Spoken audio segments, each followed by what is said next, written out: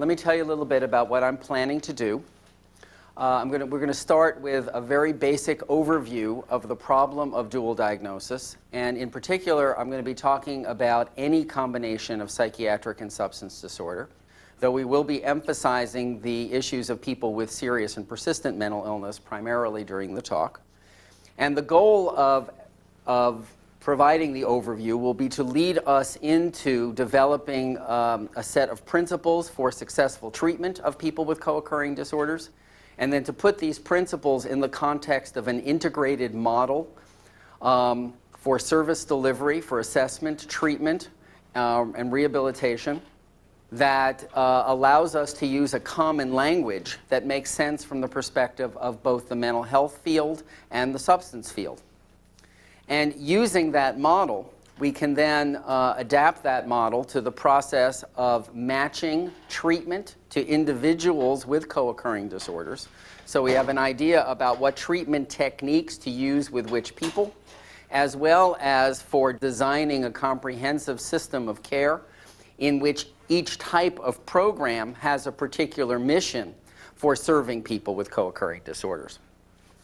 Now, the material that I'm going to be talking about is material or concepts that I've been working on for a number of years, since the mid-1980s, but more recently has begun to be organized into a set of national standards for the treatment of people with co-occurring disorders. And that has occurred through a project called the Managed Care Initiative, funded by the Center for Mental Health Services, which is part of the Substance Abuse Mental Health Services Administration in Washington. And starting in 1996, I was chair of an expert panel focusing on co-occurring disorders. And we developed both an annotated bibliography, which came out in 1997, and a report, which came out in 1998. The report is entitled Co-occurring Psychiatric and Substance Disorders in Managed Care Systems, and actually in any system, Standards of Care, Practice Guidelines for clinicians to follow to implement the standards of care, Workforce competencies, including attitudes, values, knowledge, and skills for clinicians to acquire. And it's all right here in this wonderful report that offers a lot of very in-depth and concrete information that will back up what I'm going to be talking about. Now, this particular report is available in a couple of ways. One is through the internet. If you're of the internet downloading bent, this particular report has hundreds of pages. Will keep your printer happy for hours. Then you can get access to all kinds of reports and the bibliography and everything else. If you can't download and you want to get a report anyway, you can call Pennsylvania, 215-662-2886, and they will hopefully send it to you. Now, the problem of people with co-occurring disorders is one that has emerged into our service system with a tremendous amount of force and energy over the past several decades, and which is a result of several major trends. One trend, of course, is deinstitutionalization, in which people with serious and persistent mental illnesses have been on purpose relocated from more institutional settings to less restrictive community settings for the purpose of giving people more choice and self-determination. And one of the things we've discovered as deinstitutionalization has proceeded, and we've given people with serious mental illness more choice and self-determination, is that among the choices that people are inclined to exercise, there's a high likelihood that they will use, abuse, and frequently become dependent on psychoactive substances. Now, sometimes we say that the reason why this happens to people with serious mental illness to such great extent is because they are quote-unquote self-medicating their quote-unquote underlying psychiatric disorders. However, to the extent that this has been studied, and there's actually a nice review of this in the journal Addictive Behavior that in June of 1998, this is probably not the case. We do find when we inquire about why people with serious mental illness use substances, they'll say that some of the time using substances helps to make their symptoms better. But they're equally likely to say that it's equally likely that using substances will make their symptoms worse. What people more uniformly report is that using substances helps to relieve general feelings of isolation, loneliness, boredom, and despair, facilitates peer interaction and social engagement, helps to create a general sense of well-being or escape from lives that are experienced as being bleak or hopeless. And in fact, these are not terribly different from the reasons why people without serious mental illness use substances, except that people with serious mental illness tend to have these feelings in greater measure and have fewer alternative, healthier resources with which to cope. In addition, people who have the most serious psychiatric disorders with chronic psychoses often have cognitive impairments that make it hard for them to learn from adverse experience and to modify their behavior in accordance with negative things that have happened to them. Another major trend that has led to a significant emergence of people with co-occurring disorders is changes in the pattern of substance use in society in general. So that people have been using substances now at earlier ages in greater varieties and combinations, and having access to substances which we can say are more psychopathologically dangerous in their ability to either cause or exacerbate psychiatric symptoms or syndromes. And finally, we've had changes in our understanding of the nature of psychiatric disease that has occurred not so much in the last 3 decades, but in the last decade and a half. And for those of you that have heard of the famous Decade of the Brain, which started in the 1980s and continues now, even though it's still the second decade, we've had a tremendous amount of research on the brain and the relationship of brain pathology, biologically based brain disorders, to psychiatric conditions. And we've learned that a whole range of illnesses and symptoms are associated with biologically based brain disorders, not just the most serious mental illnesses, but a whole lot of less serious mental illnesses that are still serious, like depressive disorders, major depression, dysthymia, atypical mood disorders, rapid cycling disorders, anxiety disorders, generalized panic, post-traumatic stress disorder, with or without dissociation, obsessive-compulsive disorder, impulse control disorders, anger management difficulties, personality disorders, cognitive impairment disorders like attention deficit disorder, with or without hyperactivity. And we've learned that these disorders are biologically based brain disorders, that they're very common in the general population, that we have a wider and wider range of psychopharmacologic agents with which to treat these disorders. And as we've learned all this about all these disorders, we've learned that as common as they are in the general population, they're 2 to 3 times more common in the population of people with substance use disorders.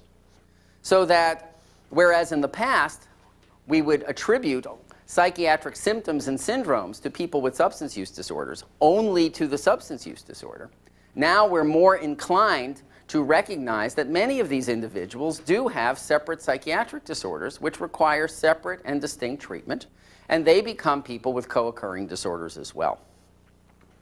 Now, from any perspective, people with co-occurring disorders are a difficult group, and they're difficult in a number of ways. One of the ways in which they're difficult is that they do worse.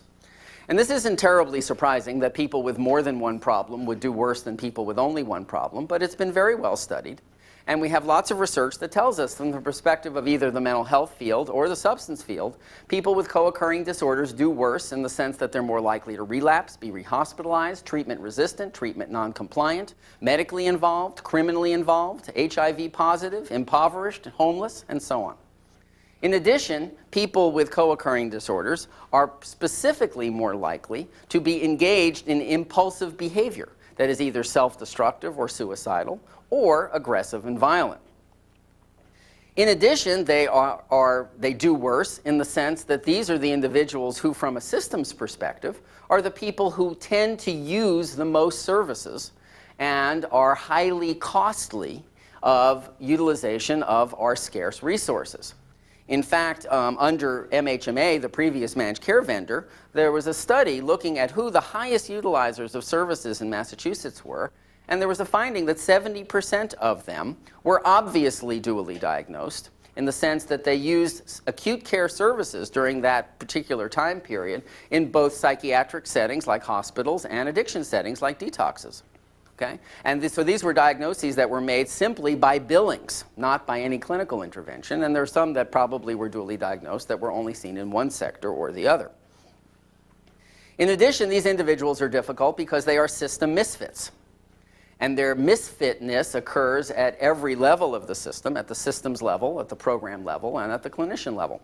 At the systems level, these are people who dare to have more than one disorder in systems of care that are designed as if everybody had one disorder only or only one disorder at a time. In addition, the programs within those systems tend to be similarly designed, and since a lot of you work within those programs, you know this probably for a fact, so that those of us who are actually working with real people in these systems are finding that we either have to contort our patients to fit our programs or contort our programs to fit our patients. And this is a problem, this is a skill that many of us get very good at, and I call it creative sociopathy. And the odd part about it is that we get so good at it and so do it so automatically that we forget that it's completely bizarre that we should be having to do this all the time simply to treat the people that we're dealing with constantly. One of the more common examples of creative sociopathy is when we encounter that incredibly rare person, the person who's both suicidal and intoxicated. And the reason why these people must be incredibly rare is because it never seems like there's any place where they're supposed to go. So when we encounter somebody who's suicidal and intoxicated, one of the things we think about is maybe the first thing we'll do is try to get them into a detox program. So we call up the detox program. Hi there, detox program. I have someone here who's incredibly drunk. They're the most alcoholic I've ever seen in my entire life. They've been drinking since they were 4. They are completely out of control, and they are desperate for help. And they really, really, really, really, really need to be in your detox program. What? Are they suicidal? Well, maybe they mentioned it once or twice. But I swear to God, they can contract for safety. I have 7 safety contracts notarized by 7 attorneys. Up with a click. Detox doesn't want them. Now we're going to try to sell them to the psych unit. Hi there, psych unit. I have someone here who's desperate for help. They're the most suicidal person I've ever seen in my entire life. I can't turn my back on them for a minute. They're completely out of control. They desperately need to be in the psych unit. Drinking? Well, maybe they had 1 or 2. Meanwhile, the person who we're dealing with is watching us with mouth open, right? Watching us go through our creative sociopathy maneuvers while we're explaining to them the importance of honesty in the process of recovery. Now, in addition, these individuals are misfits at the level of our own skills as clinicians, because most people are trained to be either mental health clinicians or substance clinicians, but not both. So that when we encounter people with a co-occurring disorder, we immediately experience a misfit between what they need and what we know. And this misfit can translate into a burden where however much time we spend with the individual, we may have to spend 3 times as much time calling all over the place trying to find somebody who knows what we don't know, who can help them with the things that we can't fix. So in addition, these individuals are difficult because of the way they present clinically. Associated with the fact that they're impulsive, self-destructive, aggressive, and crisis-prone, and high utilizers, is the fact that these are people who are highly crisis-prone. And they frequently present, in whatever setting we're in, outpatient, residential, crisis settings, in states of tremendous disarray, out of control, self-destructive, aggressive. They're often using multiple categories of psychotropic drugs in interesting and creative ways about which they're not terribly forthcoming. They're often on multiple categories of psychotropic medication, which they're also using in interesting and creative ways, and about which they're also not terribly forthcoming. And in spite of their general unhelpfulness, they still want us to fix things as quickly as possible. And we may spend hours and hours trying to sort out what's going on, using our best creative sociopathy skills to find a place for them to go. We send them to this place, wherever it is. They leave. They don't say thank you. They go there. They sign out right away, come back 2 days later, get it equally in worse shape, and expect us to do it all over again. And as a result of this kind of thing, they become difficult because they stir up feelings in us. And the feelings they stir up range from feelings of helplessness, hopelessness, and despair to frustration, irritation, and murderous rage. And we often give them these very special labels that we reserve for people who make us feel this way. They become the antisocial, manipulative, borderline, med-seeking sociopaths. And we're often introduced to them by our colleagues before we've ever met them. Hi, guess who's here again? That antisocial, manipulative, borderline, med-seeking sociopath. And guess what else? It's your turn. Right? And that one of the things that becomes very difficult in this atmosphere of difficulty, poor outcome, high cost, system misfitness is that these individuals become very difficult to simply engage with in a positive and hopeful way. Now, why is this important?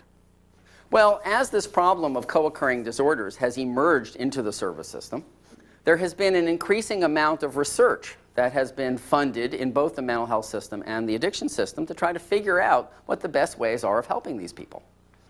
Now, the research in the mental health side, and this is mostly federally funded research, demonstration projects and the like, involves a couple of major kinds of projects. And if the projects focus on people with serious mental illnesses, mostly psychotic disorders, but not always.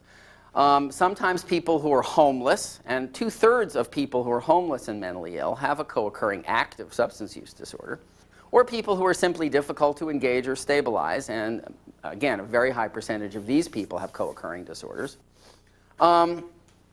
And probably the most common type of program that has been studied is what we would call an integrated intensive case management program, in which we would provide services through a clinical case management team. The closest thing to that in this area is the ACT teams that are newly funded, the Assertive Community Treatment teams that have been funded. I know there's one in Lowell, because I have clients that have been treated in it, and it doesn't work only with people with co-occurring disorders, but a lot of the people are. And in the dual diagnosis treatment model, there are people who have specific substance expertise on the team, but the goal is that the entire team becomes cross-trained, and all the services are provided through the team, including psychopharm services, rehabilitation services, family education services, individual case management services, outreach, housing, etc., are provided through this team in an ongoing way for people who are actively using, being in trouble, not conforming to the traditional requirements of services in the system. Another model that has been studied less extensively but is still present is what's called the modified therapeutic community model. And this has been mostly studied in New York and in Pennsylvania. In New York, the person who's written about it the most is someone named Stan Sachs. In Pennsylvania, George DeLeon. And in the modified therapeutic community model, it starts with a traditional construct of an addiction therapeutic community where there's a community of peers who are all in the same boat, who are all striving to maintain abstinence. And the person starts in a residential setting that's fairly extended and is required to maintain abstinence or pretty much maintain abstinence in that setting. And then they step down into gradually more independent living arrangements over a long period of time, maintaining a connection with their community. And in the modified therapeutic community, the modifications involve the inclusion of psychiatric treatment, psychological interventions, and into the treatment process, as well as making modifications based on adjusting expectations in that setting so that they're lower and more flexible to deal with the needs of people who have serious mental illnesses. Now, in the addiction world, there's also been research on dealing with people with co-occurring disorders, but in different kinds of populations. Not just in people with serious mental illness, in fact, particularly not with people with serious mental illness, but in other kinds of complex addiction populations, such as pregnant and parenting women addicts, people who are HIV positive, IV drug users with criminal involvement. And in these studies, it turns out that 80 to 90% of the people in these populations often will have co-occurring psychiatric disorders, but not serious mental illnesses, so much as anxiety disorders, depressive disorders, post-traumatic stress disorder, personality disorders, and like that. And so that they're very difficult to treat in conventional addiction settings because of the complexity of their needs. And the models that have been studied in the addiction world also include two types of models. One involves various kinds of intensive case management in which mental health treatment is incorporated into the addiction treatment environment, such as, for example, a psychiatrically or psychologically enhanced methadone maintenance program. Okay? Or a residential setting, like for pregnant and parenting women addicts, where women are with their kids and they get a whole wraparound set of services in this residential environment, case management and support and mental health treatment and social services and parenting skills, along with the addiction work that can be provided in that setting. And again, that extends over a long period of time. Now, when we look at all of this research, which is one of the things that we did in the project that I mentioned earlier, we can begin to discover certain themes that are common to all kinds of successful interventions in the literature. And it's looking at these themes that is very helpful in trying to design basic principles of successful treatment. And one of the things that emerges in all of these programs is this very simple principle, that the most significant predictor of treatment success often relates to the ability of the program to provide, either through an individual clinician or a team of clinicians or a community of recovering peers and clinicians, an empathic, hopeful, continuous treatment relationship in which integrated treatment and coordination of care can take place through multiple treatment episodes. Now, this doesn't seem terribly striking in one way, an empathic, hopeful, continuous treatment relationship. Well, do we need to spend thousands and thousands of federal tax dollars to allow us to discover that empathy, hope, and continuity are elements of good treatment? One wouldn't think so. But one of the ironies of the way things tend to happen for people with co-occurring disorders in the real service system, and all of you could probably think of at least one person for whom this applies, is that we may spend thousands and thousands of dollars on multiple episodes of expensive acute care and still not be able to provide someone with empathy, hope, and continuity that stays with them over time, regardless of where they are or how well they're doing.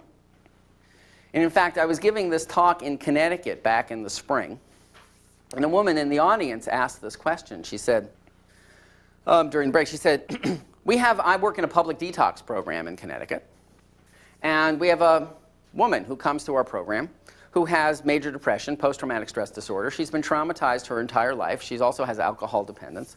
She currently is working as a prostitute, lives with an abusive pimp, and she's been in our public detox program over 220 times in the last 10 years. And so she says, what can you tell me about how we can be helpful to this person?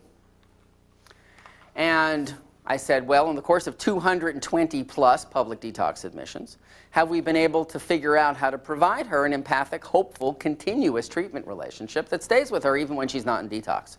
And the woman laughed and said, we can't do that. And of course, that's the problem. All that money spent on detox, providing empathy, hope, and continuity from a cost perspective is relatively cheap. But it doesn't work that way. And for those of you who work in residential settings, often when people are placed in residential settings, the implication is that they get all their empathy, hope, and continuity from the residential setting. The problem is if they're not able to be successful in that setting, and they have to leave the setting, there's no one there to pick up the slack and work with them, so that continuity is provided regardless of where they are and how well they're doing. Okay? So that, we sort of box ourselves into a corner in which we tie empathy, hope, and continuity to programs rather than to ongoing treatment relationships. And whether people succeed or fail in the programs, they're expected to keep moving on from place to place and not maintaining empathy, hope, and continuity. And this is particularly true for people with co-occurring disorders, whose substance use may lead them to be inconsistent in where they arrive and may bounce back and forth from one setting to another in both systems. So what happens in this relationship? Well, in this relationship, in the program, integrated treatment and coordination of care take place across multiple treatment episodes. And what do we mean by integrated treatment? Integrated treatment means that in the context of this single relationship, both the psychiatric issues and the substance issues are dealt with in the same relationship at the same time. But what integrated treatment doesn't mean is that people get some mysterious blend of 50% mental health and 50% substance that's stirred up into this hodgepodge called integrated treatment that only 5 people in America really know how to deliver. That's not what this is supposed to mean. What it means in real life is that people with more than one disorder are actually receiving multiple types of interventions over time, and sometimes in the course of any single day. Some of their interventions may involve primarily focusing on mental health related issues. Other interventions may be substance related. So they go to their psych day treatment program, they go to an AA meeting, they do this, they do that. But what happens in the integrated treatment relationship is that the interventions and outcomes for both disorders are brought together into a coherent whole, So there's one person or set of people who gets to know this person and tries to help them fit it all together into a coherent, sensible arrangement for them. And that's what integration means. It means integrating the coordination of care so that the person isn't left with the burden of having to do that for themselves in a system that's very complex that we don't know how to deal with, much less them. And finally, it says it takes place through multiple treatment episodes. And what characterizes treatment success in many of these programs is the idea that no single treatment episode will result in successful outcome. Often when we talk about or think about dual diagnosis programs, we have the fantasy that if only somebody created the perfect dual diagnosis program, we would plug people in the front end, and 6 months later we would take them out the back end, and they'd be done like toast. And we wouldn't have to worry about their dual diagnosis anymore. But it doesn't work that way. Psychiatric disorders and substance disorders are chronic relapsing conditions, and people do not get better all at once in any single encounter with the treatment system. They normally get some things right and some things wrong. If they're doing well for a while, they're going to screw up for a while. And the way in which treatment works is you have an ongoing relationship in which people get to know you and work with you so that they try to help you learn from what you've done right and learn from what you've done wrong. So you build upon your past experiences in the context of somebody who gets to know you pretty well. So you don't keep bouncing from place to place and then doing the same mistakes over and over again with people who have to learn about you all over again with a continuing sense of failure and downhill climb, rather than staying with some people who can keep saying, hey, you can build upon this. We can learn from your history and go forward. Now, one of the challenges about this very basic sense of how to design the treatment system, and there are many challenges, but one of the most simple challenges is the very basic issue of empathy and hope. How do we create an empathic connection with these individuals who we're perceiving as antisocial, manipulative, borderline, med-seeking sociopaths? Okay? And this is not an easy task. And how do you create an empathic connection with people who you feel like you don't know how to help or what to say, or you don't feel skillful enough even to be having a conversation with them? Well, one of the ways that I approach the empathy problem is to try to remember that as much as it may seem to the contrary, these individuals are not engaged in a complex conspiracy to drive me personally crazy. Okay? Rather, they are, in fact, doing their job. And they're not just doing their job when they're doing what I want. They're especially doing their job when they're doing exactly the opposite of what I think they're supposed to be doing. And it's my job to try to understand what their job is so that I can join them in it and help them to do it better. Now, what do I mean by this? Well, one of the things that we're learning about the impact of deinstitutionalization on people, although the things that I'm going to say really have apply to anybody who's even people who've never been institutionalized, is that when we set people free by deinstitutionalizing them, and we've been very good at that, we really have given them the same kinds of choices on purpose that all the rest of us have. And we've set them free from having choices imposed by institutional settings. Now, some of the things institutions used to do for people are pretty obvious: food, clothing, shelter, all that kind of stuff. Some of them are pretty subtle. One of the things that institutions used to do for people was they imposed an identity on people. And the identity that public mental hospitals imposed on people was the identity of chronic mental patient. And when we set people free, one of the things we did was we allowed them the opportunity to develop their own identities, just like the rest of us. Now, the problem is, if you have a mental illness and a substance disorder, separately or especially together, what identity are you going to pick? Imagine that you're in your late teens, early 20s. Things are getting out of hand. You've been using substances just like everybody else but it gets out of control. And it doesn't really matter what happens first: substance problem, psych problem. Things get out of control. You start having intense mood swings, suicidal thoughts, angry rages, out of control substance use. You really know that in some level you're making a hash out of your life. And then you start to hear voices. And the voices are really weird. And you really start to be convinced you're losing your mind. What do? You run right down to the Community Counseling Center of Greater Lowell and say, "Hi, I'm a dual. Sign me up. I can't wait to be a mental patient in your system. I'm so excited. This is what I've always wanted. Get me on some antipsychotic meds. That's what I want. I promise I'll take them every single day the rest of my life as long as I live. If you say so, even though we've only just met, I trust you implicitly. I don't care if they make me fat and impotent and drool and stuff, because you say I need them, I'll take them. Yes, and from now on, starting today, I'm going to lead a clean and healthy life forevermore. No more alcohol, no more drugs, no more caffeine, no more nicotine, no more unsafe sex, no more sweet snacks.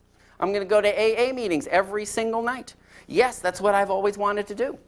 And you know what else? I realize now I'm a seriously impaired human being, so I can't work, I can't have a job, I can't go to school, I probably can't have a girlfriend or a boyfriend, but so what? I'm going to get on disability. What a deal. $400 a month and I don't have to work. I'll live like a king. The only thing I need is a case manager, yes, to make up one of those really cool individualized service plans, lists all my defects in black and white just for me. Everybody can tell me how to fix myself. Yeah, I want one. Follow me around, tell me how to spend my money, even better. And you know what else? Since I won't have anything else to do, I'd like to spend my day in a cool day program. Yes, so I can hang around with other mentally ill folks like myself. And we can take turns making lunch and practicing our social skills training. And I know this is hard to ask, but what I really most like is a group home, so that I can live with a mentally ill roommate under the watchful eye of caring staff 24 hours a day, and we can take turns cleaning the toilet and making dinner for the other people in the house. Yes, indeed. Now, the thing is, you probably wouldn't do that. I wouldn't do that. I mean, let's be honest with ourselves. None of us would pick being a mental patient, being a client in our own systems of care. It's not normal for people to do that. And in fact, one of the tragic things that goes on is that as much as people are in terrible distress with one or more out-of-control disorders, the last thing on their minds is joining up with the mental health system and being a patient. So when people encounter the mental health system, as much trouble as they're in, they want to hold on to some sense of autonomy and control, and I'm going to do it the way I want, and they take as little of our advice as they possibly can get away with for as short a period of time as possible. And the only reason that people enter into the system and get connected is through a process of trial and error, where they learn that there is no other choice, that trying to do it their way isn't going to work. And that's their job. Their job is to come to terms with the reality that as much as nobody wants a mental illness or a substance disorder, they got one. As much as nobody wants to be in treatment, they have to. As much as people want treatment to be short-term, it isn't. And this is something that has to be learned and struggled through, and it's painful beyond belief. And if we're able to join them in this project, caring about them empathically, meeting them where they're at, and sticking with them, especially when they're doing horribly and doing everything wrong, and saying, you know, I still believe in you. It's still possible. You're worth caring about. This helps people to move forward in a very important way. And the other thing about empathy is that however few resources we have and however few skills you have, your capacity to sit with somebody and communicate that you understand their dilemma and you believe they're worthwhile is valuable. And people who get better remember those moments when somebody treated them in this way. Not negatively or critically, look what you did again. We're going to set some limits on you. You know, but treated people as if they were really people who were struggling in terrible distress and who were suffering as a result of the mistakes that they made that we were trying to help them to get through. Now, this brings up the issue of hope. How do we provide people with meaningful hope? Okay, this is not an easy thing either. Because, you know, when we think about how we're going to help people to stop using substances, one of the things that we want to do is to be able to say to them, hey, hope is around the corner. Stop using substances and things will get better.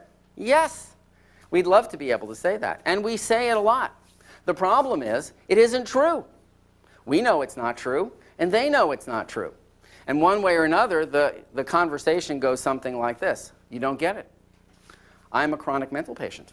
I am a psychotic. I hear voices whether I'm using substances or not. I'm HIV positive. I'm impoverished. I'm abused. I have trauma. I have dissociation. I have a terrible life. How can you possibly be suggesting to me that I give up the one thing that gives me a few moments of relief or pleasure? And we go through the things we think we're supposed to say as do good counselors. We say, oh, yes, but things will really get better. Yes, I know it will. Blah, blah, blah, blah, blah, blah, blah. You say this. But inside you're thinking, he's right. Mm-hmm. Yes, sir. If I were in their shoes, I would be drunk every minute. Yes, I would be climbing up to the tallest damn building and I couldn't stand it. So we really don't know how to talk to people about meaningful hope. And it really discourages them, and it discourages us. And we watch people get more and more demoralized, and we become more and more demoralized, and it sort of undermines our ability to be helpful. So how do we provide people with meaningful hope? There are a couple of aspects of this. Aspect number one, we need to have the courage to join people in the reality of their despair. It's okay to feel hopeless. Having mental illness really is horrible. Having a substance disorder really is horrible. Feeling out of control, losing everything, being a mentally ill person is terrible. It's okay to have those feelings and join people in those feelings as if to say, I know you think your depression and hopelessness is intolerable, but you know, I can join you in it, and together we can tolerate it better. You don't have to take it away. You don't have to give them platitudes. Just join them in the feeling. The second thing is one of the reasons people get demoralized and hopeless is because they feel they've tried so many times to do so much better, and it's failed. They've tried to stop using substances, and it hasn't worked.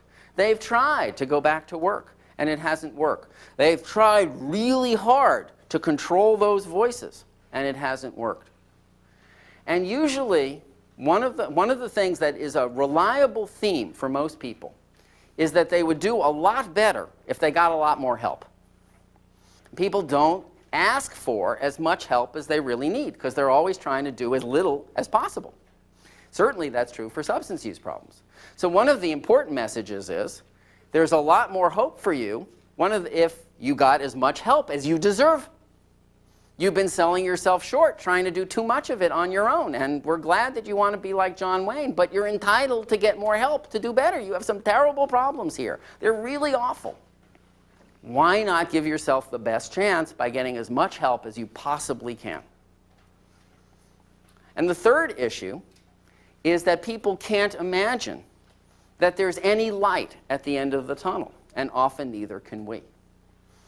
And the light at the end of the tunnel for people with serious mental illnesses and substance disorders comes from us talking to them about something that seems to them so impossible that it's often not even anywhere near the conversation.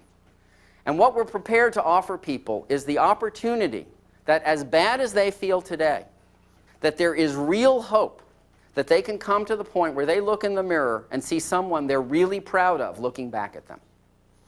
No matter how psychotic they are, no matter how much they've screwed up, no matter how many times they've been in jail, no matter how much they've been hurt or hurt others, they can come to the point where they can look in the mirror and see someone they're really proud of looking back at them. And what we're saying to people is, you have the ability to come to the point of feeling really proud of who you are and no longer blaming yourself for your circumstance, but feeling proud of your ability to overcome it. And the reason why you might consider not using substances, in addition to whatever short-term gains you might have from that, is that in the long run, you do it not because it's easy, because it isn't. It may be one of the hardest things you'll ever do. But you do it because it's a challenge, and because you can accomplish this challenge with enough help, one day at a time. And every day you do it, you feel better about who you are. And that makes it worth doing in and of itself. And it may be the first step in finding other things you can do that make you take pride in yourself again and build toward the point where you feel proud of who you are all the time. And that alone is worth doing, because there's really nothing else that any of us gets out of life that's better than that. Yes? How do we create an atmosphere, and by telling them or suggesting them, if you do this, this, and this, your life is going to be so much better? Mm-hmm. When we look at it ourselves and we say, you know, well, where is the hope? Right. Let's start with the empathic part, okay? I mean, one of the things that helps to understand, create empathy for me, is I try to learn who the people are that within the illness. So what was this person like before they got sick? What did they grow up? What was their suffering about? What were their hopes? What were their dreams? How does it feel for them to have to not be able to attain the things they would have wanted? How does it feel for them to be stuck in the mental health system? What do they think about the fact they've been diagnosed with a mental illness? Do they think they have a problem with substance use? What role does substance use play in their lives? How does it feel for them to have a payee? Doesn't it suck? okay? I mean, we have to get outside of our role as treater to try to sit next to someone and feel what it's like to be them. That's empathy. And it's terrible, okay? It feels terrible. And that's the first step in creating hope.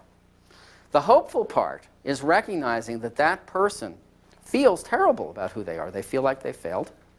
They feel like they've failed life, that nothing they do will bear any fruit. Nothing they do can then help them feel good about who they are, you know? And they feel like they're trapped in this kind of a situation. And part of what we're trying to do is to create for them the sense not that things will get better if they stop using substances, because actually things will be bad even when they stop using substances. But what will happen, what can change is them, not things. They can change. One of the ways they can change is that they can come to the point of feeling like they have some efficacy. Okay? What if, I would say to them, or can you believe that it's ever possible that you can look in the mirror and feel really good about yourself? And they'll say no. And I'll say you're wrong. Okay? You may think it's impossible because one of the things you're doing right now today is you think it's your fault that you're in this situation. And it's not. Did you set out to be mentally ill? No. And why do you think it's your fault? Did you set out to become a drug addict? No. Why do you think it's your fault? Okay? It's possible for you today to do things you feel proud of. You can't do them alone. You have to ask for help. You may hate asking for help. But if you ask for help, you can come to the point where you do things you start to feel proud of. You can feel successful again, a bit at a time. And when you start to feel successful, when you start to feel like you can master some challenges, then you start to feel like a person. And in fact, one of the things you need to give yourself credit for is the fact that you are overcoming challenges far more difficult than any I overcome. You look at me and you think I'm better than you, but you're wrong. I'm no better than you. Just because I'm a psychiatrist doesn't make me better than you. Okay? You're dealing with things each and every day that are far more challenging than what I have to deal with. You're not giving yourself any credit for that. I'm willing to give you credit for that. I'm willing to help you to be successful. Let's pick a goal that means something and see if we can succeed at it one day at a time. Okay? That's the way you begin hope. Okay? I'm willing to give you as much help as you need to be successful in goals that mean something. Say, well, no goal will ever mean anything, he says, unless I can get a job. And I'll say, why can't you? You can't get a job today. But one step at a time, we can move you in the direction so that if it's possible for you to get a job, you'll be able to achieve that. Okay? We can help you to get there. One slow step at a time. It's very frustrating, very difficult, really hard. You hate it. But the outcome, if you can make it, is worth it. And there are no guarantees. Sorry, there are no guarantees. Can't guarantee it. Can't guarantee it in any fixed length of time. But I know it's there, and settling for anything less would be settling for far less than what you deserve. Now let's move along to figure out what other aspects there are in developing a model for successful treatment matching and successful treatment in general. First thing, one of the things we need to do is to pay attention to the fact that all people with co-occurring disorders are not the same. So in fact, any model of good treatment matching involves developing a plan for looking at subtypes or subcategories of people with co-occurring disorders. And this slide has a very simple subtyping scheme which divides the world of people with co-occurring disorders into 4 groups based on high and low severity of psychiatric and substance disorder. And so that gives us 4 boxes: high, high, high, low, low, high, low, low. And to go through this quickly, the psychiatric high group are the people who are seriously and persistently mentally ill. They're the ones that you guys are most concerned about. And this category is important for 2 reasons. One, people with serious and persistent mental illness are administratively, from a systems perspective, the mental health priority clients. Okay? They're the ones of all the people in the state that have been designated through whatever eligibility determination, you're in the mental health system, DMH cares about you, right? And so those people who get into the DMH categorization, they're the in-group. They're entitled to DMH services. Those that don't are not in the in-group. They don't get those services. And in DMH, you know that even if you don't get the services you're supposed to get, there's somebody who's feeling guilty about it. Okay? I mean, and that's important. In addition, in the seriously mentally ill category, we presume that people have different clinical needs. And certainly for those of you that work in residential settings, I mean, you're usually dealing with clients who do have different clinical needs. In other words, the ideal seriously mentally ill person, the poster child of that, is someone with a serious chronic psychotic disorder like schizophrenia, who even at baseline is psychotic and delusional and impaired and disorganized and really unable to take care of themselves terribly well. And so that they need special supports. They're not going to be able to get services of any kind, including substance services, in more generic high-functioning settings. Now, as you know, not everybody who's designated seriously mentally ill by DMH is all that low functioning. We have people with a range of functioning. But so part of what we need to figure out, first of all, is who belongs to DMH, and then within that categorization, who gets the low functioning service, who get the higher functioning services, and where do those people get those services that they need. Now, one of the things that we often worry about is when people have active substance use disorders, how do we tell whether or not they have a serious mental illness? And there actually is no standard cut and dried way of doing this. It's something that has to be developed as a standard, and there are some projects where people are working on this now. But as a rule of thumb, we can say the following. Someone with a serious mental illness who has a co-occurring substance disorder is someone who will meet criteria for serious mental illness, even if they were never to use a substance again. And meet criteria for serious mental illness means that they have a risk of recurrent hospitalization, serious ongoing disability or inability to function, and or serious ongoing symptoms like psychosis. That really sets them apart from average people who have mental illnesses that are less serious or less persistent. And by persistent, we mean that it has lasted or is likely to last at least a year. Now, several points about this. That this will persist even if they never use a substance again means that it persists while they're using substances. Okay? So if you have schizophrenia and you become a cocaine addict, you still have schizophrenia. It didn't go away. And you still need treatment for your schizophrenia, whether you're a cocaine addict or not. It's there just the same. You're a seriously mentally ill person, and ongoing. Secondly, it doesn't matter what caused you to get that way. I'm interested in course, not cause. So whether you got this because you inherited it from all your relatives, or you used 4 pounds of methamphetamine one terrible weekend and you have chronic psychosis now, as long as your psychosis will persist if you stop using substances, then as far as I'm concerned, you have a serious mental illness. Third, how do you determine who has a persistent psychosis if you see people who are using substances? How long do you have to wait, and what kind of information do you need? Well, interestingly, first of all, you need no current information if you have accurate historical information. If somebody was 6 months ago, and the only length of time you need is about a month. And during that month, they don't have to be absolutely abstinent. They just have to be using low enough that it wouldn't cause them to become psychotic. So if they're having a couple of beers every day, it's not going to make anybody psychotic. Okay?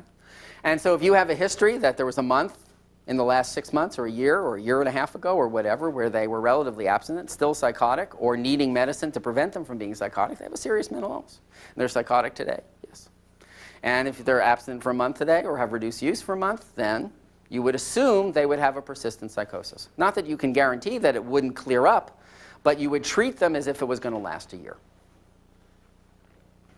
Now, within the category of people with serious mental illness, we have people who have both substance abuse and substance dependence, and I'll talk about that in a minute. But I also want to remind people that not all people with co-occurring disorders that are serious have serious mental illnesses. And so in the low-high category, we have people with psychiatrically complicated substance dependence. And these individuals have active substance dependence disorders, and they have psychiatric symptoms that occur during their substance dependence, mild, moderate, severe, sometimes severe enough to be in and out of the hospital with suicidal or violent outbursts, even psychotic symptoms, persistent disability, ongoing symptomatology.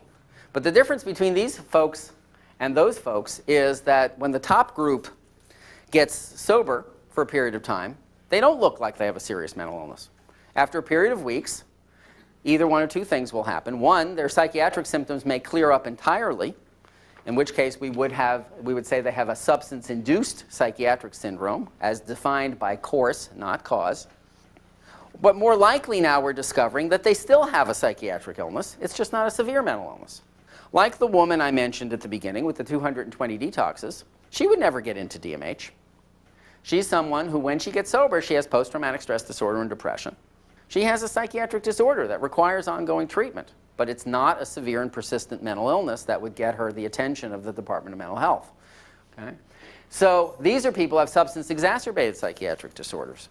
And interestingly and increasingly, they're people who are falling through the cracks in the treatment system the most. They fall through the cracks in a number of ways. They're people with very complex needs who need empathic, hopeful, continuous case management. But unlike people who are DMH clients, they're not entitled to it. Nobody owns them. Nobody feels guilty when they don't get services.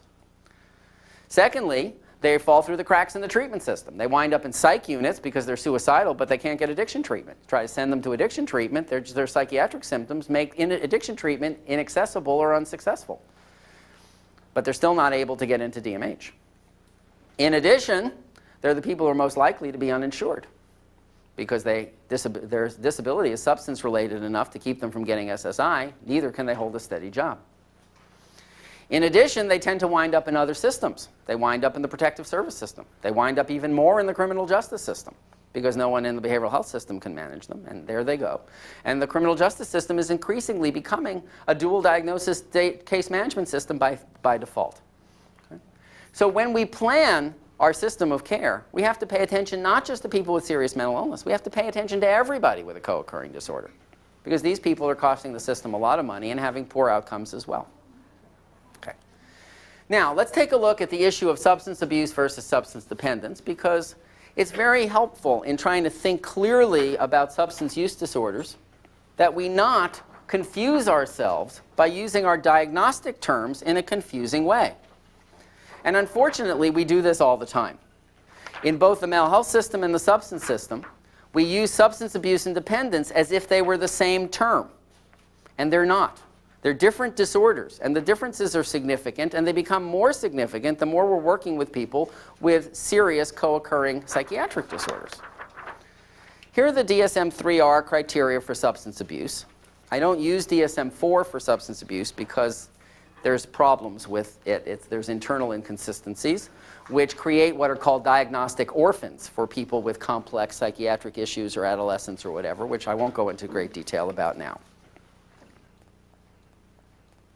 Substance abuse is a behavioral disorder characterized by people using substances unwisely and harmfully in any area of their life, social, occupational, psychological, including exacerbation or interference with the treatment of a psychiatric condition or a medical condition. In substance abuse, even though people are using substances unwisely and harmfully, they're viewed as doing it on purpose and in control. That is, not that they're intending to get into trouble. They're usually not. They're intending to use substances and hoping not to get into trouble. But it often doesn't work out that way. So they do what they set out to do, and they get into trouble that they didn't want to get into, and there they are. But they're still making choices. They're making bad choices, but they're making choices just the same. Substance abuse is a disorder that only can be understood in a context. That is, you can only define substance abuse in relationship to the harm that the substance use is causing. It doesn't exist in the abstract. The treatment of substance abuse involves helping people, working with people in individual or group counseling to make better choices and giving them some skills to implement those choices. The outcome of substance abuse treatment may be abstinence, and often is, but it doesn't need to be. The outcome of substance abuse treatment can be what we call non-harmful use, where people come to the point where they're using substances in a controlled way below the threshold of harm for their particular situation. And if there's no harm being demonstrated and they're using in control, you have a good outcome. The most common example of substance abuse treatment that most of us are familiar with is for people who are arrested for DUI. And they go to DUI school. And while some of those people may be alcoholic, many of them are not. They're just stupid drinkers who drink and drive. And that's dangerous. And the outcome of DUI school is intended to be not that people become abstinent, but that they simply do not drink and drive. Whatever they drink and do is up to them as long as they don't do it in a car. Okay? So this is a very simple example of substance abuse treatment. Now, substance dependence is a different story. Substance dependence is something that we've been learning a lot about over the last decade and a half, along with other psychiatric disorders. And one of the things we're learning is that substance dependence which is the disease of addiction, is in fact a disease. These are the DSM-4 criteria for substance dependence. It's a disease. It's a biologically based brain disease, is addiction. And it's not what we thought. Now, most of us have heard the term addiction is a disease for like years and years and years and years. Okay, we've all grown up hearing this. It's been a concept for 50 years. But when we think about addiction as a disease, sometimes we think, well, it's not really a disease, you know, like diabetes or pneumonia. It's kind of really behavior. But we call it a disease because we want those poor, weak-willed addicts to think they're sick so we can help them rather than punish them. That's a good thing. We're good people. We like to be helpers, so we do it that way.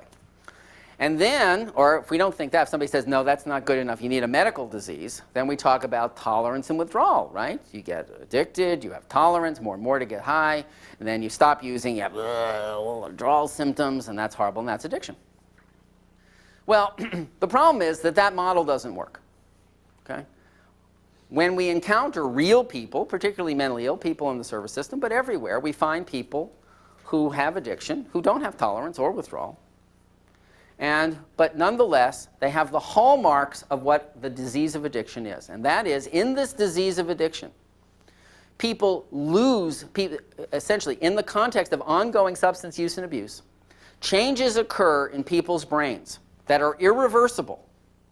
Can't go back once you have substance dependence and not have it anymore, just like schizophrenia. They're irreversible, so that people lose the ability to control their substance use reliably. Even when they want to, even when they try to, even when they're getting in so much trouble that any sensible person would be in control. They're not. They can't. That's substance dependence. That's addiction. And it's defined here, tolerance and withdrawal are part of the diagnosis, but are neither necessary nor sufficient. The key elements are presence of lack of control of substance use in the face of clear, unmistakable harmful consequences. That's addiction, regardless of what the harmful consequences are. Now, what does this mean, irreversible brain changes? What happens? People begin to use substances for a whole bunch of reasons, and once they begin, they continue to use substances for another whole bunch of reasons that are very variable, very multiply determined. But for each individual, boil down to the fact for that person, using some set of substances is perceived as beneficial. They feel like using substances helps them to solve one or more problems. And it's really helpful to know the problems people think they're solving by using substances, not because that's what causes them to become addicted, but because if they ever stop using, they have to learn to solve those problems differently.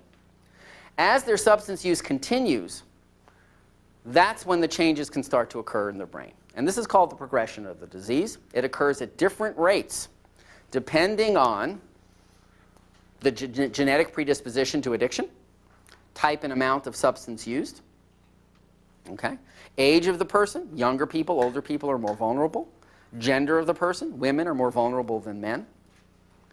And the brain health of the person. So people with developmental disabilities, head injuries, seizure disorders, and psychiatric disorders and disabilities are more vulnerable to developing substance use disorders, and substance dependence in particular, under any particular challenge than somebody with a healthy brain.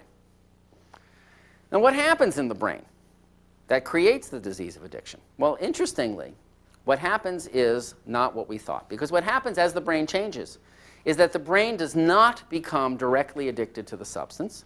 It becomes addicted to itself. And the way that this works is that substance-using behavior that is addictive, along with other non-substance involved addictive behavior like gambling addictions, sexual addictions, food addictions, etc., all are characterized by their ability to create in the brain, in the predisposed brain usually, states of either intense euphoria, mediated by dopamine, or euphoric relief, mediated by dopamine and multiple other neurotransmitter systems. And as the brain has these pleasure centers repeatedly stimulated, the vulnerable brain will reorganize itself biologically and structurally to create an independent biologic drive that says, "Woo, cool, I want that some more." And more external and internal cues are conditioned to trigger a biological cascade that leads the person to have more and more powerful impulses to use. Almost as if they're having command hallucinations, although they're not always conscious, of the impulse that this involves biologically. Now let me give you an example. It's a very simple experiment that illustrates this. Take two groups of people, cocaine addicts, normal people. Give them each cocaine, measure dopamine in their cerebrospinal fluids. Okay, they both get high, same patterns of dopamine breakdown in their cerebrospinal fluids. It's the fluid that bathes the brain. Okay, great. Take the same groups of people, show them pictures of powdered sugar. Normal people, nothing happens, nothing in the CSF. Cocaine addicts, intense craving, same pattern of dopamine in their CSF as when they actually used cocaine. So the clever among you will say, what's the big deal? Okay, classic conditioning, Pavlov's dog, ring the bell, salivate, learned that in grade school. Okay, but here's the difference. Difference number one is these people have different brains chemically. They're looking at an innocuous stimulus like powdered sugar, and their brain is making chemicals that tell them to get high, and they don't even know it. Second, and that's irreversible, it doesn't go away. Secondly, if it was just powdered sugar that did this, we'd be home free. We'd set up a powdered sugar deconditioning treatment program for cocaine dependence, and everything would be fine.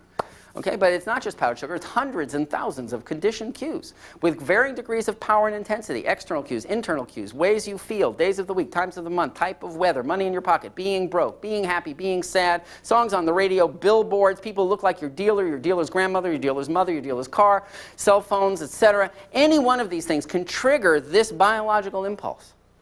And if you're trying to deal with this by willpower, and you're very good, and you do this 990 times out of 1,000 when your brain makes all these chemicals, and you say, no way, and you're only 1 out of 1,000, do you mess up, you're still going to lose, because the most powerful trigger of all is picking up a little bit of drug to relieve the urge, and you're off and running. And what this teaches us is several things about the disease of addiction. First of all, just like people have mental illness, whether they're using substances or not, addiction is a disease without context. People with addiction have addiction no matter what other mental illnesses they have. It stays in your brain no matter what. Secondly, it explains why people need intense help in order to stay sober. Okay? Not just a little counseling. They need an intense daily program of treatment to overcome the brain talking to them in the wrong way. Third, we can begin to understand some of the AA slogans now begin to have biological sense. Addiction is a cunning and insidious disease. Yes, because the little chemicals in your brain are trying to talk you into using it. You don't even know it. In addition, the only reasonable outcome for addiction treatment is abstinence, because even small amounts of use are powerful triggers to further loss of control. And finally, it helps us to know how to talk to people with addiction. Here's one of the things I've learned about talking to people with addiction, because one of the most frustrating things about dealing with people with addiction is that they promise they're never going to use again. They promise, they look at you with those soulful, sincere eyes, and they're not going to use again. Then they use. And then they come back to you, and now they're even more soulful and sincere, and they say, I promise I'll never, ever do that again. I've learned my lesson from the bottom of my heart. And what I do now is I look back at them, and I look them right in the eye, and I say, I really believe you. You're the most sincere person I think I've ever met in my life, and I really believe that at this moment, you personally do not want to ever use substances again. But here's the problem. What you don't realize is that as much as you personally don't want to use substances, your brain is on the other team. Okay? So that you need a lot more help than you can possibly imagine to control the fact that your brain is telling you something different than what you want. And it's a lot like having any other kind of mental illness, where you might want to cheer up, but your brain is telling you to depress. You want to be sane, but your brain is making you hear voices. All kinds of things happen in this disease of addiction. Now, when we begin to understand the different types of comorbidity, one of the things we want to know is how common are they? And there's actually been a lot of data looking at how common comorbidity is. And here are some of the data that we've gathered. These are household surveys on comorbidity that were done in the 80s. And what we find is people with schizophrenia sitting at home waiting for surveyors to call. Well, 47% of them have a lifetime substance use disorder diagnosis, not including caffeine and nicotine. 55% of people with schizophrenia in treatment will have a lifetime substance use. 62% of people with bipolar disorder, and about a half are active within the last few weeks. For people with alcohol dependence, 39% have a psychiatric disorder. 56% of people with drug dependence.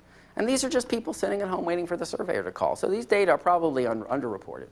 The more that we have people acutely seeking treatment, acute episodes, the higher the level of prevalence and activity. In state hospital admissions in Massachusetts in the late 80s, and many of you know that the state hospital system tried very hard to keep out people with substance use disorders only. Still, 69% of admissions in the Worcester State Hospital had active substance use disorder. Okay? So what does this tell us? Well, it tells us a very basic principle around designing a system of care and designing our own programs. Dual diagnosis is an expectation, not an exception. And the thing about this principle is not so much that we don't know this intuitively because of the people we encounter every single day. What's so striking about this is the fact that our entire system of care is organized as if it were not true. And in fact, one of the things that we need to do is to consider, how is it that we're going to deal with this problem? Because one of the things that we do that is so bizarre in our system is that we have these individuals with co-occurring disorders who are the highest utilizers with the poorest outcomes in our scarcely resourced service system. And in spite of that, we insist on maintaining separate, distinct service systems, treating disorders separately, as if co-occurring disorders were very rare, maintaining our single diagnosis service systems, which insist upon treating people in the most expensive, least effective way designed to ensure poor outcomes, all the while wishing we had another new pot of money to set up just to treat dual diagnosis with. And guess what? That ain't going to happen. There's not enough money to go around. What we need to do instead is to start with this principle, and in fact that's what we're doing in Massachusetts, and say if dual diagnosis is an expectation, why don't we take our existing resources and design the system based on this principle? And one of the things we do is we get together at the very top of the system and say, hey, let's plan together. Because dual diagnosis patients are everywhere. And rather than trying to figure out how to dump them from one to the other, let's assume that every part of the system has to have a plan for dealing with the dual diagnosis people it's already seeing. And if we just start with the idea that people need to be good at doing what they're already doing instead of wishing that there's some money or someone else who's going to do it for them, we'll be a lot better off and can use our resources much more efficiently. So that every program within the system becomes a dual diagnosis program with a defined mission for treating the people with co-occurring disorders that belong to that program in a planful way. And whether we're talking about crisis services, diversion services, acute inpatient services, I mean, after all, 60 to 70% of people in acute psychiatric hospitals have co-occurring disorder. Psychiatric hospitals, for all that they're the highest paid places for people to be, and the most regulated, have no requirement to demonstrate competency in treating substance use at all. None, none, none. Makes no sense, okay? And rather than figuring out we need more money, let's at least insist that for the $600 a day or $500 a day we're paying, that people demonstrate competency in treating substance use. And the same thing applies in residential, okay? I mean, rather than, as we do in many systems, and I've had experience with this, in our system, you set up 200 residential beds in an area, and you have 8 that are dually diagnosed. And then you have people in the other beds waiting to get into the 8 beds. Okay? Now, for those people that are in the other beds, you may be spending $20,000, $30,000 a year for those individuals. Okay? But they're not in a dual diagnosis program, even though everyone in this particular program is dually diagnosed. And Commonwealth of Massachusetts does this all the time. Okay? And they teach you that you're incompetent because they say you're not a dual diagnosis program, remember? So you don't know anything about this. So just sit there with these people feeling panicky and anxious. Okay? Instead of saying, hey, everybody you're working with is dually diagnosed, how about we call you a dual diagnosis program and teach you how to do it? Because it ain't that tough. But if you think like you're supposed to know and we teach you how to do it, we can do it for the same amount of money that we're teaching you not to do it. This is how we start to redesign the system. Now, one of the implications of this is if dual diagnosis is an expectation, not an exception, then dual competency should be an expectation, not an exception. This is pretty scary. But, it's pretty weird. We're churning out well-trained mental health professionals all the time. Psychologists, social workers, psychiatrists who say, I'm a well-trained mental health professional. Of course, I don't deal with those substance use disorders. Ick, ick. Even though substance use disorders are the single most common category of psychiatric illness. We don't train people to deal with them routinely. You have to do it as a subspecialty. Okay? Like you're not going to encounter this in your regular treatment life. Okay? We'll treat you to treat really important things like dissociative identity disorder that you trip across every single day. But we're not going to have you deal with with substance use disorders. Now, of course, if we're going to get everybody to be dually competent, we have to overcome a number of myths and barriers. Myth number 1, myth of genetic predetermination. Myth of genetic predetermination states that people are genetically predetermined to be either mental health clinicians or substance clinicians, and once they become one, they can never, ever become the other. This is Definitely not true. No data for this at all. All over America, every day, people who are trained to be one learn to use those same skills to deal with different diagnoses. It's amazing. Second thing is what I call the myth of training. Okay? The myth of training states that people, this is the myth that clinicians try to perpetrate on their managers. They say, look, you want me to deal with dual diagnosis? I will agree, but you have to train me first. And here's the deal. I never do anything that I haven't already been trained to do because it gets me upset and anxious, and you wouldn't want that. And the clients would be upset if they seemed that I didn't know what I was doing, and we wouldn't want that either. And here's the thing about training. See, I have to learn a lot before I get trained. So it takes many trainings to get me trained. Here's the other thing. I like to be trained near the beach in the summer. Ski resorts in the winter gets that blood flowing. I learn much better. A little exercise, it's a good thing. And you send me to trainings, keep sending me to trainings. I'll let you know when I've been trained. Okay, gang, here's the myth. We're going to explode the myth right now. None of us has ever been trained to do any of the things we do before we did them. No, sir. All of us know this to be true who are clinicians. Way back sometime, we were all in junior clinician baby training school, junior baby clinician training school, right? And they gave us a couple of courses, whatever they did.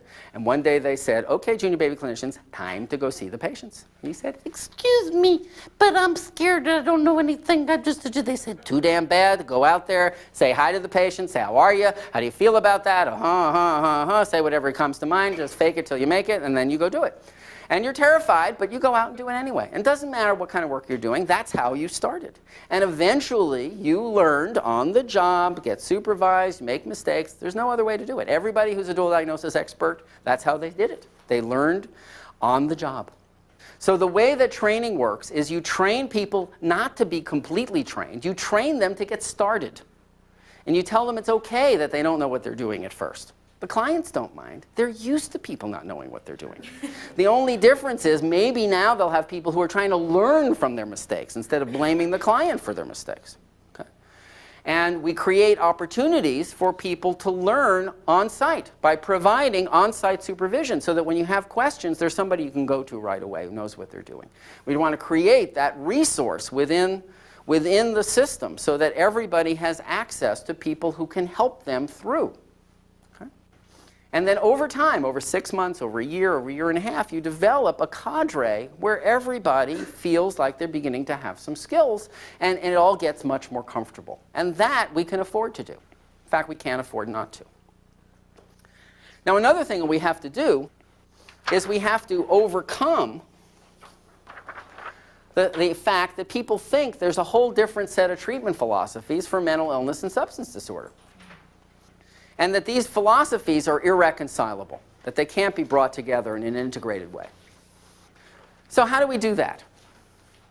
Well, let's take a look at some of the philosophical barriers that we perceive between the two systems and see if we can figure out how to integrate them into a coherent whole in a common language. The first set of things involves the ways in which treatment and treaters are validated within each system. Now, the mental health system tends to be a highly professionalized, hierarchic, scientifically based system. And in this professionalized, hierarchic, scientifically based system, we have this, the doctors and the psychologists and social workers and their degrees and licensure. And, everybody knows where they fit in. If you're just a counselor, you're way down on the bottom of the totem pole and you know it, and you're made sure everybody else knows it too right away. And in this professional hierarchy thing, everybody learns in professional training school the true religion of the mental health world, which is that scientific method is the true truth. So anything that isn't proved by double-blind controlled studies probably doesn't exist. And we have this wonderful diagnostic manual, 3 from column A, 4 from column B, 4 from column A, 3 from column A, 4 from column B, you have the disease, 4 from column A, 3 from column B, you don't have the disease, very clear scientific studies. You have medication and treatments that fit each disease. We're so smart, okay? And we're very cool being so smart. And this is wonderful in the mental health system, it's fine. But the thing is, the addiction system doesn't work this way. In the addiction system, treaters are not validated by degrees and licensures. Not that they don't have them, it's just that that's not how they're validated. They do it for other people, not for themselves. In the addiction treatment world, people are validated based on their personal knowledge and experience of recovery. So in the mental health system, I'm a psychiatrist. That makes me cool. In the addiction system, I have to convince people that even though I'm a psychiatrist, maybe I know something about addiction anyway. In addition, addiction treatment, however it's delivered, and whatever techniques we use, there's this core philosophy of the self-help program of recovery, 12-step AA, NA, that permeates addiction treatment. But it doesn't lend itself to these scientific studies. It's kind of this vague, spiritual, religious, unfolding thing that, it's just hard to pin down. But, in the addiction world, the way in which we validate it, we don't need scientific studies. No. We validate it because millions of people say it works. And that seems terribly compelling to us in the world of addiction. Of course, it doesn't matter to those mental health folks. They don't care if millions of people are deluded by the quasi-religious AA cult. They want double-blind controlled studies with an N of 50 to prove scientifically that this is a valid treatment. Meanwhile, the AA folks don't care about our scientific studies because they knew 20 people who took Prozac and it didn't work for them, so it's no damn good. Okay, so each system tends to use its own method of thinking about things to invalidate automatically what other people do. And one of the things that we need to do right from the get-go, right from the top down, everywhere we do this and in our own heads, is apply what I call the principle of mutual validation. Let's do something radical. Let's assume that everybody knows what they're doing. So that, from the mental health perspective, let's assume that the people who in the addiction world, who are addiction counselors, who treat addiction, know what they're doing when they're treating addiction. And that our job is to figure out how what they do works. And if we go to AA meetings, we're not there to do a sociology paper on the strange dynamics of the leader of this cult group. We're there to figure out why millions of people say these meetings work. And if you go to AA meetings and you can't figure it out, you must be missing something, because millions of people do say they work. And you need to know how they work, because that's what you have to explain to the people who are in your care. Conversely, if you're in addiction people, let's assume the mental health people know how to treat mental illness. And the people with addiction even have mental illness. It's not a theory, it's not a philosophy, it's a fact. People with addiction may have mental illnesses. They need medications to treat them just like everybody else. And people who are psychiatrically trained know how to treat mental illness even if they don't know anything about addiction. And let's assume that it's our job to learn how they do what they do and why it works. That's where we start. Nobody's disease is less important, more important. Everybody's disease is terrible and important and needs help. Next, each system has a different way of relating to people. And in the mental health system, we're caretakers. Okay, the mental health system has a philosophy of case management and care and continuity of responsibility. We take care of our clients and we do it forever. And we're help givers. We're relief givers. We're trying to give people help for their problems whether they want them or not. We list all the problems we think they need help for, and we're doing stuff for them. In fact, we're trying to do it in an individualized, nurturing, supportive, flexible, culturally competent, home-based wraparound way in which we provide services for people ideally without them having to lift a finger, even better that they don't even know they've been helped. And we're very good at it, and we're proud of it. Okay? Now, addiction treatment doesn't work this way. If we do that for people with addiction, we know that they're not likely to get better. We're enabling them to continue to use without consequence. So in the addiction world, we create relationships based on empathic detachment, in which we connect with people empathically, but we don't assume responsibility for fixing everything that goes wrong. That remains their responsibility. We know that people need to be confronted, and by confronting, we don't mean yelling and screaming and attacking people. We mean empathically, lovingly confronted with the bad consequences of their own poor choices.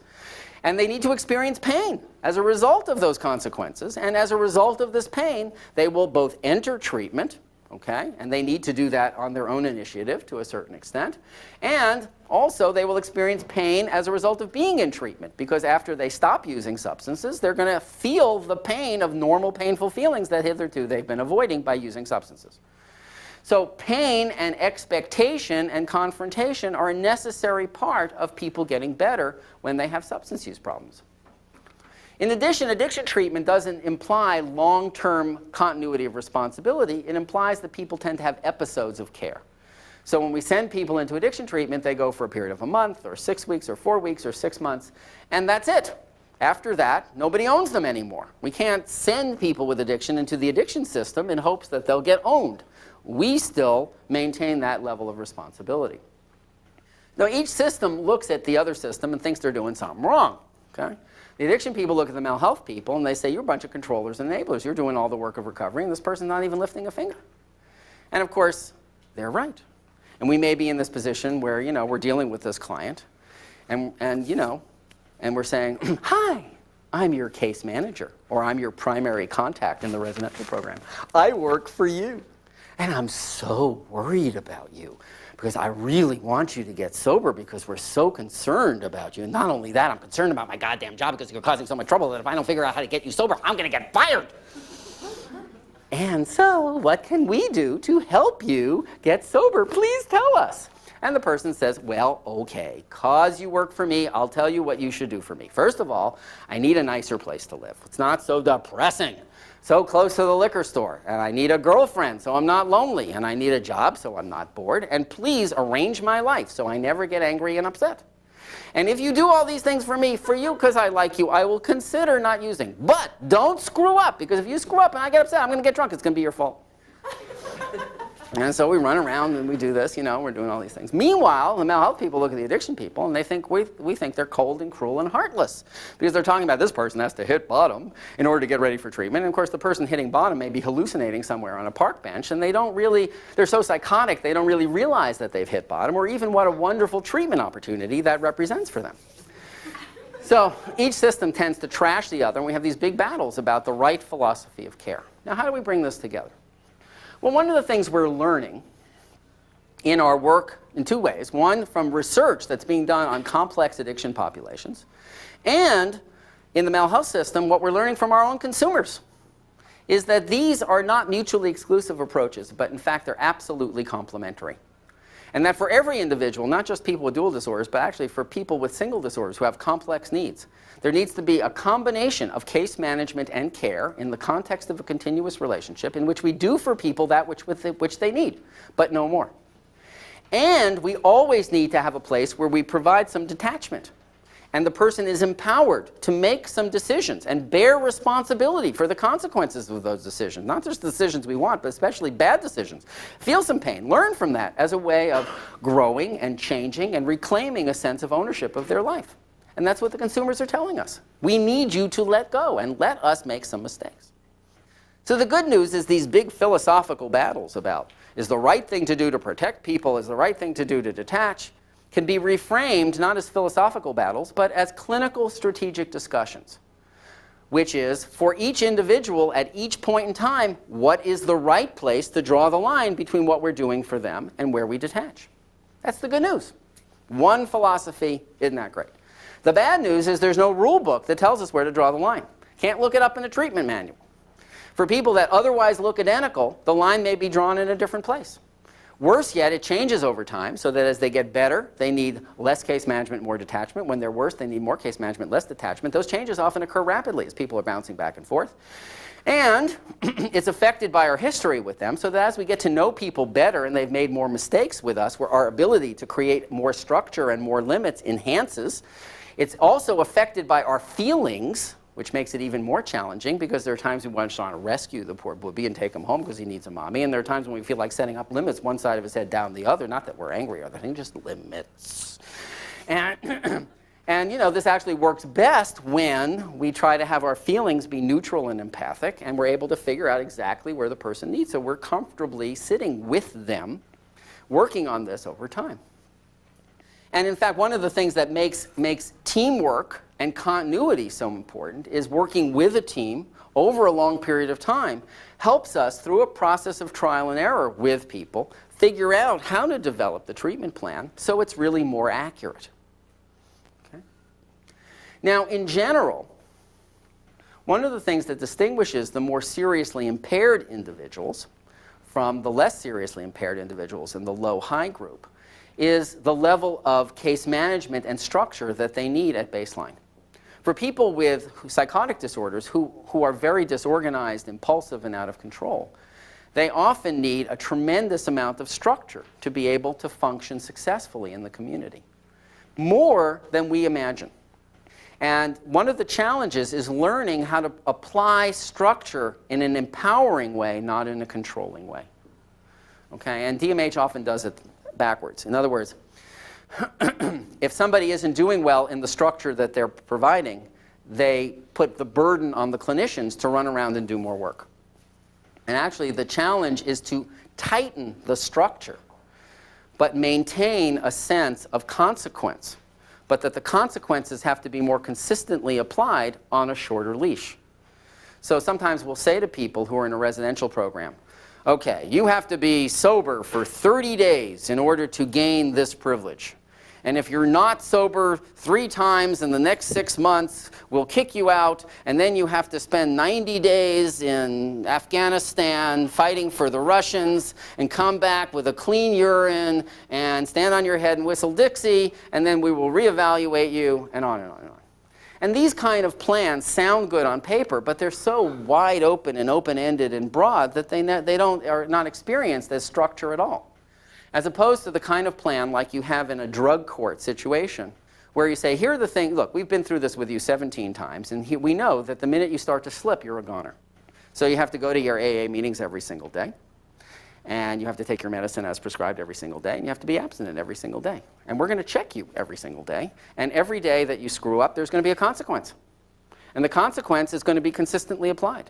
And there's a hierarchy of consequences, so if you keep screwing up, the consequence will get higher and higher. But it's not a terrible consequence. The consequence lasts a day. Once it's over, you are back to where you started. You've regained yourself. And if you do well for a period of time, we'll turn the clock back to 0, and you can start the hierarchy of consequences all over again. So the people are on a short leash constantly, and the consequences are consistently applied and adjusted so that they're painful enough to hurt, but not devastating, and handled by a consistent team of people who get to know the person well. And it's learning the technique of doing this. We have the power in the DMH system. We have an incredible control over contingencies. We just don't use them. We just don't use them well. And we allow ourselves to be defeated. And then we create in the people that we're working with the impression that they're out of control, and so are we, and everybody just feels more and more helpless, and so on and so forth. Yes? You made the statement that DMH has an incredible power of contingencies, but we don't use them. Yeah. What kind of contingencies do we have? Right. Right. All right. Well, let's imagine this situation, okay? Let's imagine that this won't take a lot of imagination for some of you. But let's imagine that we have a client who has a serious mental illness, who's psychotic, who's had an active substance dependence disorder, who can stay sober when that particular person, who's in a residential program, okay? Who we know the following things about. When that person goes to AA meetings every day and stays abstinent and takes their medicine, they can actually do relatively well, okay? Let's imagine, just for example, this person's on methadone maintenance, okay? Help them stay stable, okay? Right. We also know, because we've been through it several times with this person, that when they start to screw up, they screw up in a major way, okay? So they stop going to meetings, they start using, and in no time at all, they're out there getting totally intoxicated, getting suicidal and violent and totally in trouble, okay? And we've gone through this several times, and we've said, please don't do this anymore, and they say, okay, and then they do it again. Okay? Well, here are some of the contingencies we have. We have the contingency to set up a plan with this person so that the minute that anything goes wrong, they're out of the house and into, say, a respite program, 1 day at a time. And in the respite program, we can make them jump through whatever hoops we want to make them jump through in order that they go back to the program. And one of the hoops that we can, for example, make that person go through, which we've already done, by the way, just in this imaginary person's case, is we say, when you get stuck in the respite program because you use or don't go to meetings, can't go get your methadone. Okay? Or we could work with DMH to say on a voluntary basis, maybe when the person screws up, they go to the thing, they have to do some penance. If they keep doing it, next time they have to go to the respite, then they have to spend a day in the shelter, then they come back to the respite, then they 2 days in the shelter, back. Okay? It's all part of a plan. Okay? And you have to work out with the person what the contingencies are. But the idea is they're not being discharged to a shelter, they're just spending a day.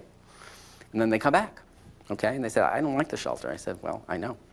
But that's why it's helpful for you to do the things you have to do on a daily basis. But our job for you, what we're doing for you, is we're not letting you get out of control. We're keeping you on a short leash. The minute you start to go wrong, we're going to pull the plug. So don't bother, because we're going to do it each and every time. And you're going to feel that. Okay? So we have the ability to apply a painful consequence that's painful enough to make a difference, not painful enough so that we all feel bad and it's devastating. Okay? And that's an example. You can do the same thing with payships and money. There are other kinds of things, medicines. There are all kinds of cool contingencies that we have control over. Now, for people who are higher functioning, they don't need this level of structure. In fact, to try to provide this level of structure to people who have more capacity for self-care becomes overdoing it. So part of the challenge is for people who are higher functioning with addiction and depression, but they don't have psychosis, and they can take care of themselves and find a place to live and go out there and do all these things, then you have more significant consequences, but you still maintain a continuing relationship. But you don't have a tight behavior plan. You just say, go out there. I'll see you. I'll give you medicine. I'll meet with you once a month. There's some work you need to do. I don't want to do that work. Fine. Just show up, do your medicine, keep getting into trouble. And when you get into enough trouble, you can do the work you need to do next. So there's a whole range of ways of designing the balance between case management and care and detachment and empowerment depending on the individual client and the level of your relationship with him. But it always occurs most successfully in an empathic, hopeful framework in which the person knows you care, you maintain continuity, and you do it by trial and error. So in this sense, we take our model, empathic, hopeful, continuous treatment relationship, in which integrate treatment and coordinate, place through multiple, and at each point in time, we balance the right amount of case management and care and empathic detachment and confrontation. Next issue, what's the real disease?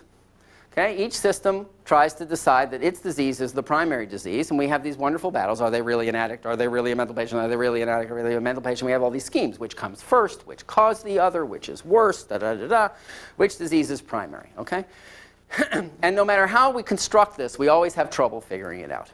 In addition, the people we work with, they don't want either disease, let alone both. So they do things to try to throw us off the track. One of the things they do is what I call shifting denial, which means whatever disease you want to talk about, I have the other one. Okay? See, I don't have a mental illness. I only hear voices because I drink and drug. Oh, well, you better go talk to the addiction people.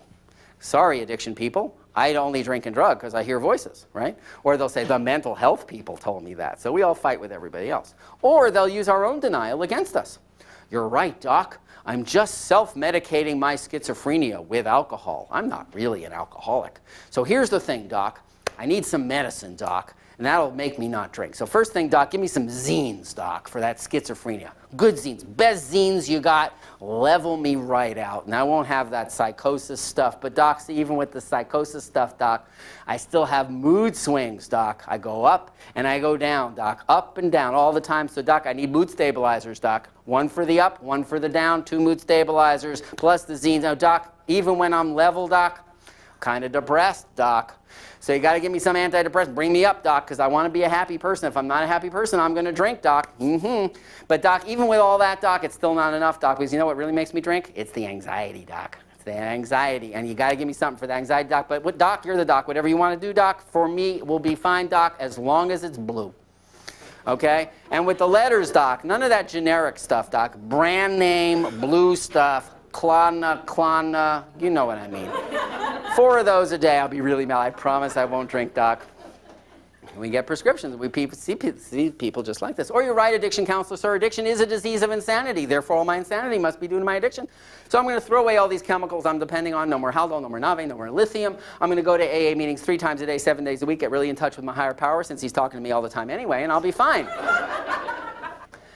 And we go for it, and we get into trouble. So how do we resolve this? Well, the way we resolve this is a very simple but important principle, which is that when mental illnesses and substance disorders coexist, both disorders have to be considered primary. 2 primary disorders, each one of which requires specific and appropriately intensive treatment for that disorder at the same time, which is a model called integrated dual or multiple primary treatment. Okay? And this is no different conceptually than if we're treating people with schizophrenia and diabetes. Okay, they get primary schizophrenia treatment, primary diabetes treatment. Nothing fancy. Treat each disorder just like it's supposed to be treated at the same time. Okay? I'm sorry, we can't treat your schizophrenia till your blood sugars are under control. I'm sorry, we can't treat your blood sugars till your psychosis is under. No, we just treat both disorders the way they need to be treated at the same time. Okay. So, now, it doesn't mean they're not interactive. In fact, both disorders are interactive in that each one may contribute to the cause of the other, exacerbate the symptoms of the other, interfere with the treatment of the other, worsen the outcome of the other. But 95% of what you need to know, 2 disorders treat the hell out of each one. Okay? And in fact, people get themselves so flummoxed by imagining all the complicated interaction. Oh, I can't possibly treat substance disorders in people with mental illness because I have to know what happens if they use crack with Zyprexa, Celexa, Prozac, imipramine, and blah, blah. I'll never learn that unless I go to medical school. Baloney. I'll make it very simple. What happens if you use crack with Zyprexa, Celexa, Prozac, and imipramine? You get high. That's it. End of discussion. You get high just like you do when you use it without medicine. It's the same thing. And it's not that complicated. And the medicine is used to treat the same diseases whether people are using it or not. Okay. So, now, we have a primary disorder quiz, and I want to take a couple of steps forward here. First of all, one of the things that I didn't talk about earlier, which I want to go over, is that about substance abuse and dependence, because this is important at this point. Substance abuse and dependence are actually, I talked about the differences between the two, but abuse and dependence are pretty close together for healthy brain people. But where they start to separate is when you have people with any kind of comorbidity. So that the more that people have other than healthy adult brains, the more vulnerable they are, as I said, to both abuse and dependence. But the more that the abuse and dependence start to separate.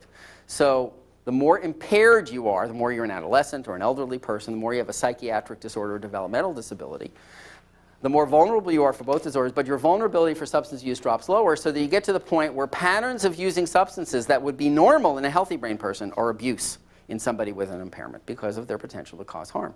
And for the people with the most serious disabilities, like people with psychosis who even at baseline are disabled and psychotic, their vulnerability to substance use is so significant that any persistent substance use would be potentially harmful, okay, even at a minimal amount.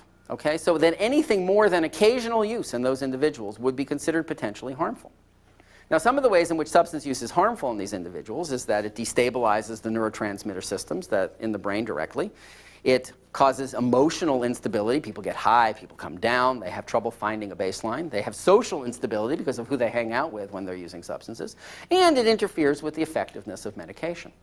Okay, interferes with the effectiveness of medication. Now, one of the things we worry a lot about is not the interference with the effectiveness of the medication, but with the view that combining substances with medication is dangerous.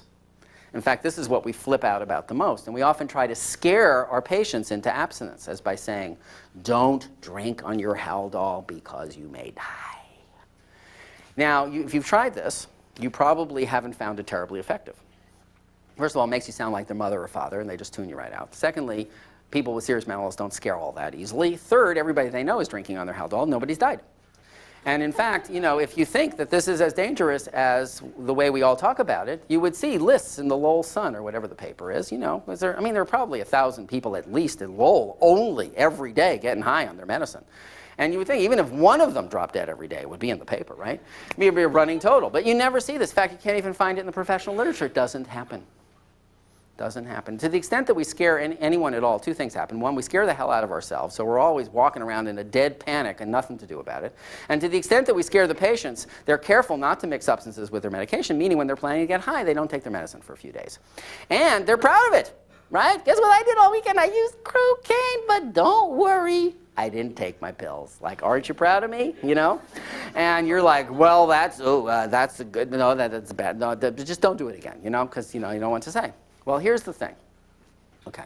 In the tool primary disease model, okay, the message is you maintain primary treatment of either condition even when the other one's out of control. And what this translates into is rule number 2. Never discontinue medication for a known serious mental illness because someone is using substances. Never, never, never, never, never. Maintain the medication even when they're actively using. And I'll make it even worse for you, okay? When they come back to the residential program and they're drunk, and the big question comes up, should they take their antipsychotic medicine? The answer is yes, they should, okay? Because they'll be less psychotic, less in trouble, more able to process. Okay, if you have trouble getting your mind around that one, imagine this, right? You have people on IM Prolixin or IM Haldol, right? And when they go out and get drunk too, just like everybody else. Now, when they do that, do we say, oh my God, there's medicine in their muscles. Let's send them for dialysis. No, we don't say that. We say, good, they're on the shot. We know they've got medicine on board. Well, if it works for the shot, it works for the pill. Same deal. Okay? All right. Now, 2 primary disorders. Primary disorder quiz. Okay? You have 2 people. See if you've got this concept here. Okay? 2 people, one of whom has alcohol dependence only. The other one has equally severe alcohol dependence, but also has chronic disabling schizophrenia. And the question is, who needs more alcoholism treatment to attain and maintain sobriety? This is a multiple choice question. And, but for the sake of time, we'll sort of whip through it. But I want you to think about your answers. I'm going to give you all the choices, okay? Okay, who needs more alcoholism treatment to attain and maintain sobriety? A, the alcoholic. B, the schizophrenic. C, both the same. D, I refuse to answer. E, I'm too polite to refuse to answer, but I object on religious grounds to answering questions of this sort in public. I am a conscientious objector. F, I am clueless, therefore I won't answer. G, I know the answer, but I'm not going to tell. H, I am not here. I appear to be here, my body is here, my mind is outside, I didn't even hear the question, I don't understand a goddamn thing you've been talking about all afternoon. I am not here, I can't answer. I've heard it before.